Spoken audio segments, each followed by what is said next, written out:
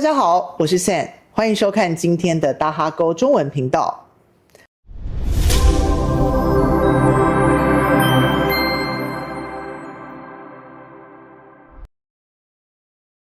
最动人的爱情常常藏在愿意靠近彼此生活的那一步，学对方的语言，懂对方家的味道。今天我们邀请到的这位来宾，在日本打拼的时候认识了越南太太，从交往初期的日常磨合，到第一次踏进岳父岳母家的紧张与温度。在搬到越南之后呢，他经历过几次真正的文化冲击。今天我们就一起来听听他的爱情故事。欢迎博敏。新巧，大家好，我是来自台湾的博敏。OK， 你好。你好，博敏，我先问一下，你当初怎么跟你的越南太太认识的？是，当初是我们在日本北海道留学的时候，在语言学校，那她是我的同班同学。哦，所以你一开始是在日本的京都，然后后来去北海道。京都之后到北海道念书，念了1年半。哦，对，然后你就认识他。对对对。哦，那刚开始是谁先跟谁说话？应该是我先吧。哦，你先跟他说话。对。哦，然后你们就后来就保持每天稳聊这样子。没错，一开始是朋友啦，那慢慢聊天过后，可能彼此对彼此有好感。所以一开始沟通的语言是日语啊，我们都用日语沟通。哦 ，OK。那时候他不会中文，我也不会越南话。哦 ，OK。对对对。那在交往初期的时候，语言或者是生活方式有没有什么差异呢？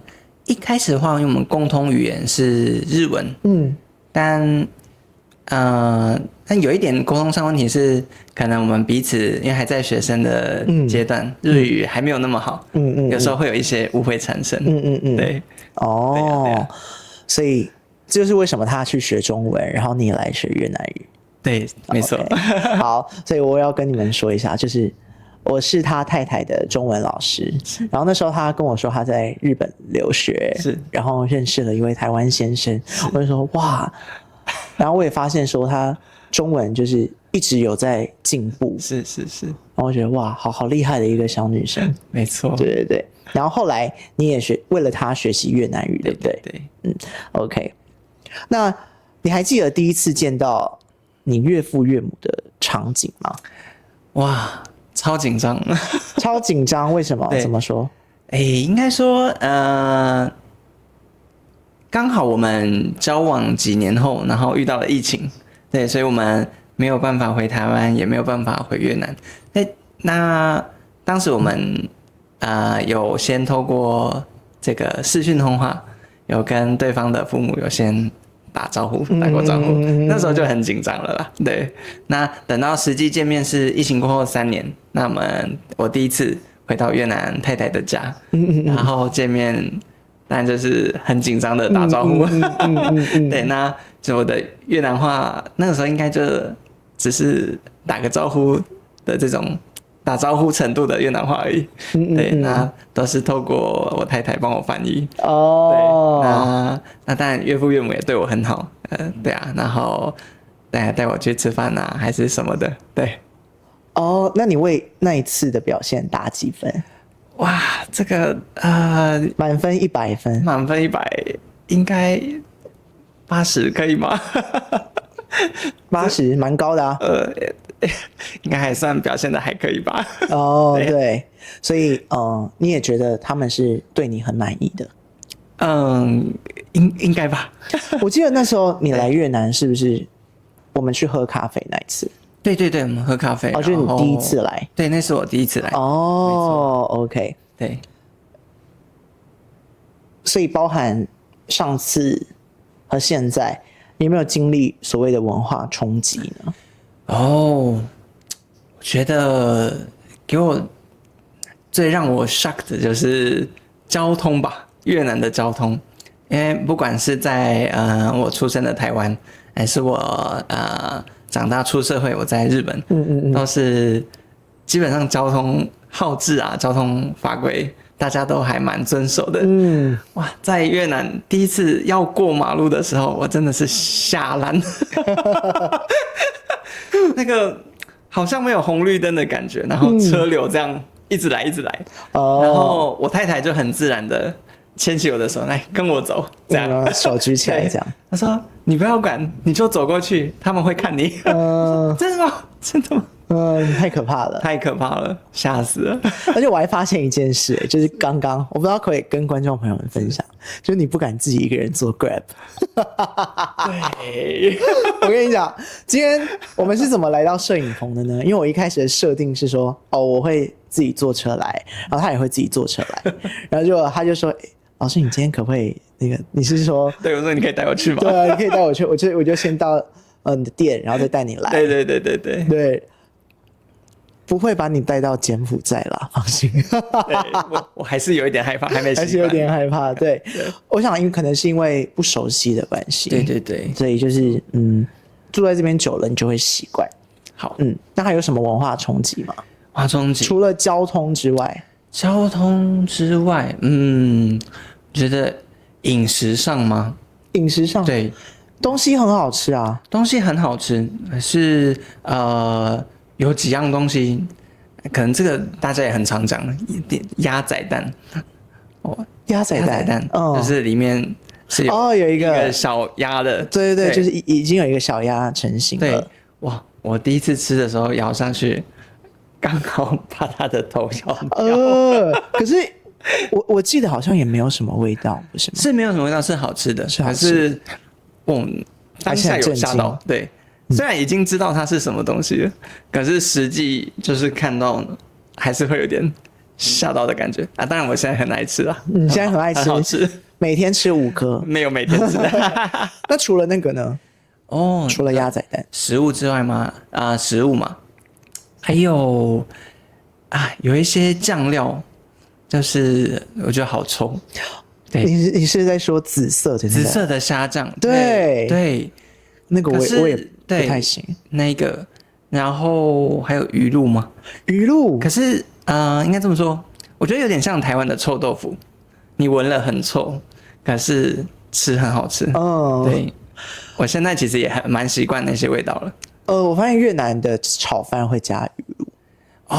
对，很好吃，跟台湾不一样。对，我觉得鱼露它炒过之后就没有这么腥了。没错，很好吃。对，在跟越南家庭生活在一起的时候，是有哪些地方让你感到特别的惊艳吗？或是你觉得很新鲜？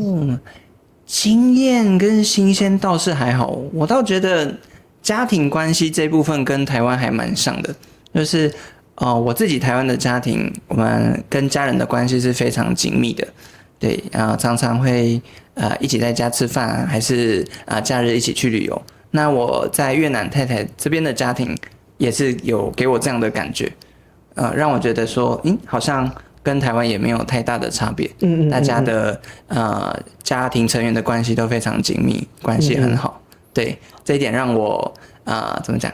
从一开始的刚初次见面很紧张，到后来其实让我还蛮安心的，然后也真的是很真心的，很喜欢跟他们一起相处的感觉。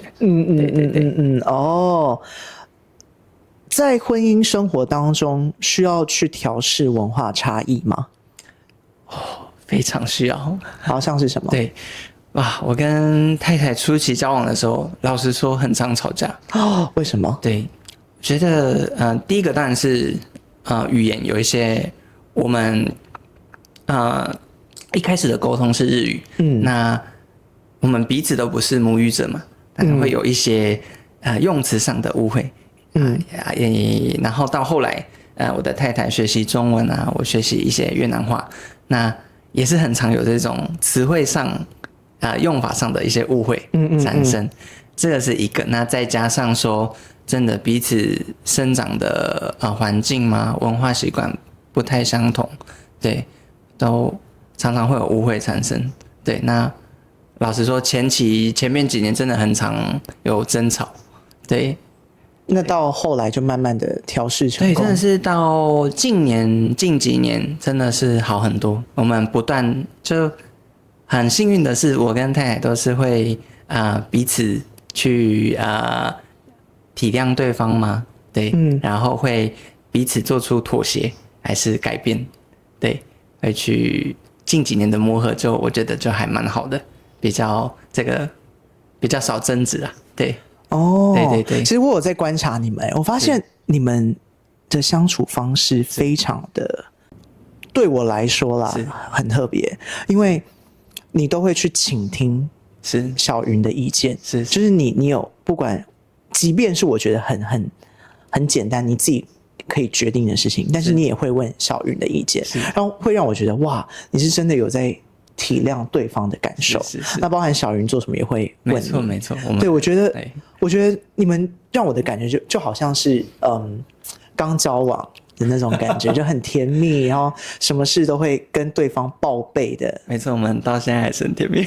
对，我觉得哇塞，这真的是一个要维持感情的一种。我觉得一段感情关系很重要是倾听对方，然后必须要顾及对方的感受，然后对呀，彼此的尊重，我觉得是维持一段关系很重要的元素。对，就好比说我们今天聊到就是你和他是怎么认识的，你也会先把题目给他看过。对，我觉得这是，即便他没有出现在镜头里面，但是你还是会跟他提到，我会觉得哇，这是一个的确是我应该要学习的地方。谢谢。